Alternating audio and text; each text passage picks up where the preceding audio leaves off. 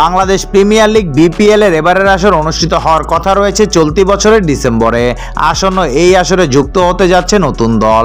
ইতিমধ্যে নোয়াখালী রয়্যালস নামে দল নিতে আবেদন করেছে নতুন একটি ফ্র্যাঞ্চাইজি, যেটির মালিকানায় থাকবে সায়েন্স গ্লোবাল নামের একটি প্রতিষ্ঠান।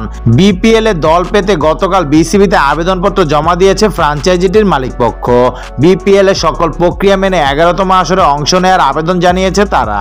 এদিকে সায়েন্স গ্লোবালের প্রতিনিধি বাদল গণমাধ্যমকে বলেন, একটা বোর্ড মিটিং আছে, সেই বোর্ড মিটিংয়ে সিদ্ধান্ত আসবে নতুন ফ্র্যাঞ্চাইজি নেবে কিনা এবং নিলেও কি কি ডকুমেন্ট লাগবে ওনারা আমাদের জানাবে।